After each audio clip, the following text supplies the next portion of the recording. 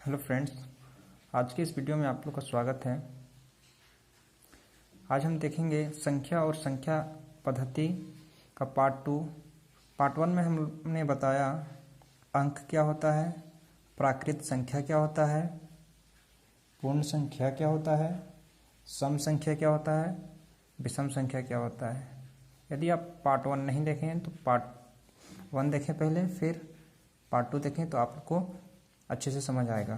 ठीक है, part two में हम बताएंगे भाज्य संख्या क्या होता है, अभाज्य संख्या क्या होता है, जुड़वा भाज्य क्या होता है, सहअभाज्य क्या होता है। इतने सारे टॉपिक को कवर करेंगे, तो आप लोग वीडियो को अच्छे से देखें। समझ में आए या ना समझ में आए आप कमेंट में हमें बताइएगा, मैं और अच्छे से बताऊंगा। अगर नहीं समझ में आया तो उसके लिए बहुत अच्छा होगा। चलिए देखते हैं। भाज्य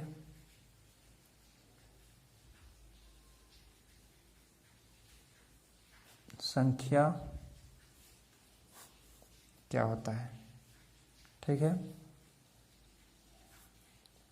फ्रेंड्स, देखते हैं। वैसी प्राकृत संख्या जो एक और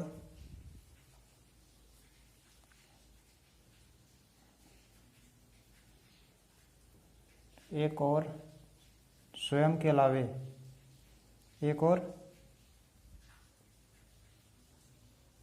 स्वयं के अलावे किसी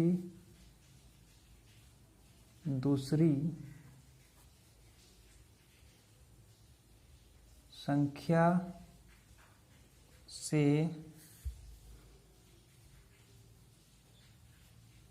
विभाजित हो तो वो क्या कहलाती है, भाज्य संख्या। तब वो भाज्य संख्या कहलाती है। इंग्लिश में इसको बोलते हैं कंपोजिट नंबर। ठीक है, अब एग्जाम्पल से देखते हैं। उदाहरण, ठीक है, जैसे 4, 6, 8, 10, 12, 14।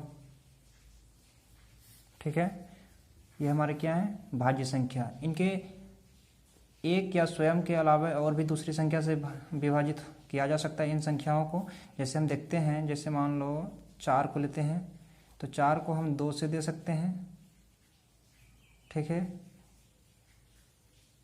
और 4 को हम 4 से भी दे सकते हैं, 4 को हम 1 से भी दे सकते हैं, यानी कि 1 या स्वयं से ज़्यादा बोला था। ठीक है, तो यहाँ मेरा 3 हुआ। जैसे 1 से भी दे सकते हैं, 4 से भी दे सकते हैं और 2 से भी दे सकते हैं। तो ये हमारा क्या हुआ, भाज्य संख्या। ठीक है, चलिए आगे देखते हैं।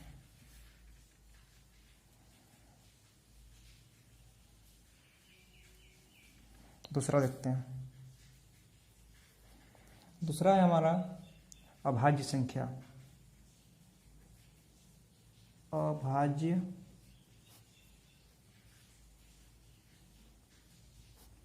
अभाज्य संख्या क्या होता है।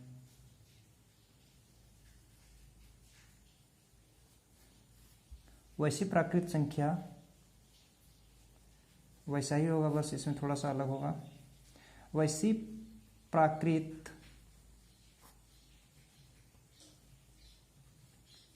संख्या जो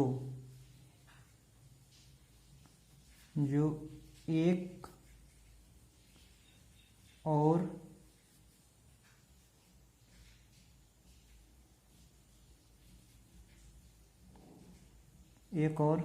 स्वयं, ठीक है, एक और स्वयं के अलावे किसी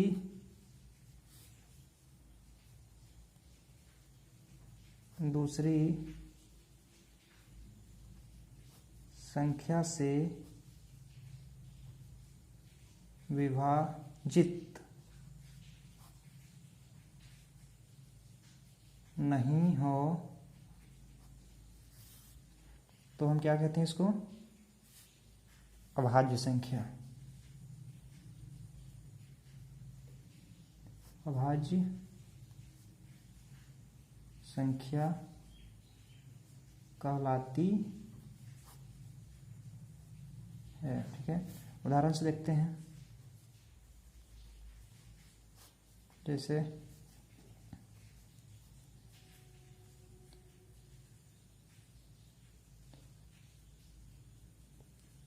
हमारा हो जाएगा 2, 3, 5, 7, 11, 13, ऐसा ही और होगा।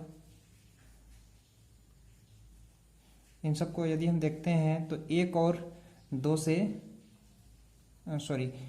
एक और जो स्वयं है उसी से डिविजिबल होगा, बाकी किसी से नहीं होगा। जैसे हम देखते हैं 2 को ही लेते हैं तो 2 का क्या होगा? 2 किससे किससे जाएगा? तो 2 से जाएगा, 1 से जाएगा। 3 को देखते हैं तो 3 जाएगा, 1 से जाएगा ये भी, और 3 से जाएगा बस। तो जैसे 5 को देखते हैं, 1 से जाएगा, 5 से जाएगा। यानी कि बोला गया है वैसी प्राकृत संख्या जो एक और स्वयं के अलावे किसी दूसरी संख्या से विभाजित नहीं हो। तो एक और स्वयं, तो 1 है ये और स्वयं 2 है। इसमें भी देखिए 1 है, स्वयं 3 है, 1 है, स्वयं 5 है।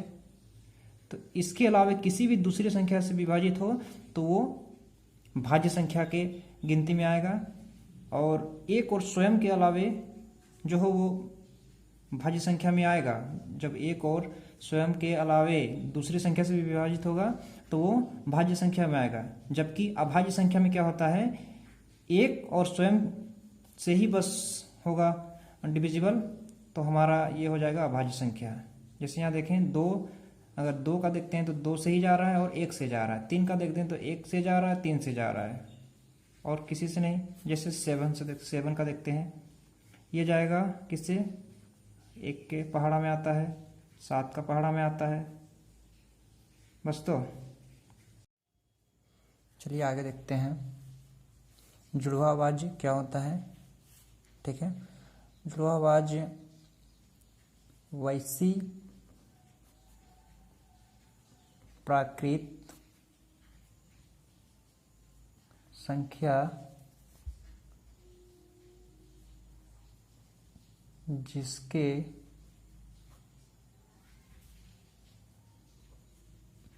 बीच का अंतर 2 हो उसे जुड़वा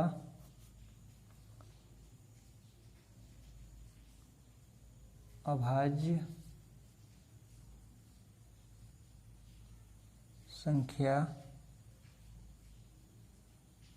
कहते हैं।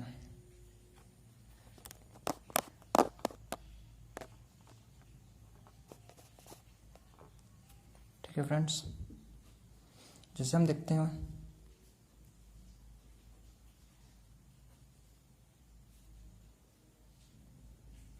जुड़वा अभाज्य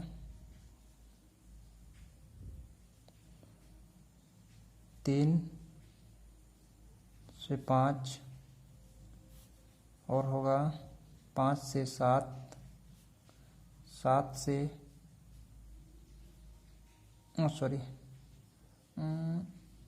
11 से 13।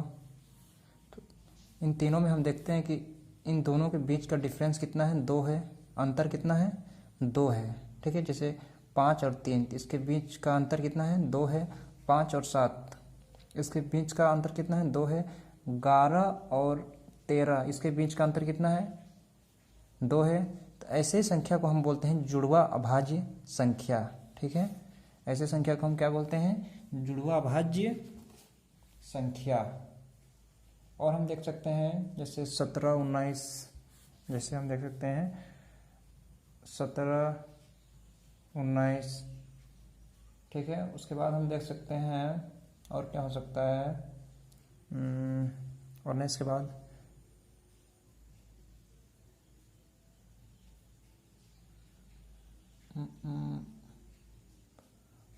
एक हो सकता है 29 से 31। ऐसे ही आप खुद से देखेंगे तो बहुत सारा मिलेगा। हम एग्जाम्पल के लिए बता दें कि जिनके बीच 2, वैसी अभाज्य संख्या, ये सब अभाज्य संख्या है। 3, 5, यहाँ पे 7, 11, 13, 17, 19, 29, ये सब क्या है? अभाज्य संख्या है। तो हम इसको जुड़वा अभाज्य क्यों कहते हैं? तो इसके बीच का जो अंतर है 2 है, इसके बीच का जो अंतर है 2 है। ठीक है, वैसी प्राकृत संख्या जिसके बीच का अंतर 2 हो उसे जुड़वा अभाज्य संख्या कहते हैं। तो इन सभी के बीच में हम देख रहे हैं कि 2 का अंतर है, इसलिए हम इसको क्या कहते हैं? जुड़वा अभाज्य संख्या। ठीक है, क्या कहते हैं इसको? जुड़वा अभाज्य संख्या। और हम देखते हैं सअभाज्य संख्या क्या होता है।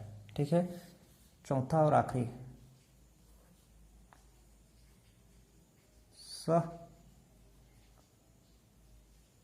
सअभाज्य संख्या। ठीक है, सअभाज्य संख्या क्या होता है? तो हम देख सकते हैं जिन 2 प्राकृत संख्याओं का महत्तम समापवर्तक 1 हो। ठीक है, जिन 2 प्राकृत संख्याओं के बीच संख्याओं का महत्तम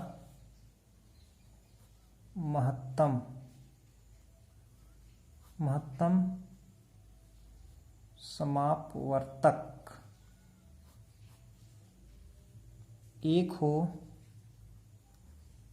1 हो तो वो क्या कहलाता है? तो वे दोनों संख्याएं, ठीक है, संख्याएं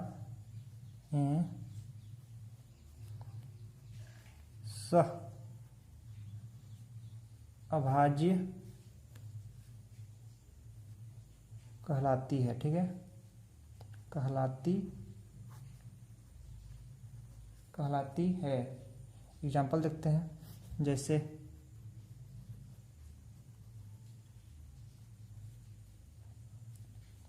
4 से 5। ठीक है, 4 से 5, 5 से 7, 5 से 7, ऐसा फिर हो सकता है 4 से 9, 12 से 13, 1 से 5 भी हो सकता है, आदि। ठीक है, क्या क्या हम पढ़ें? भाज्य संख्या क्या होता है? अभाज्य संख्या क्या होता है?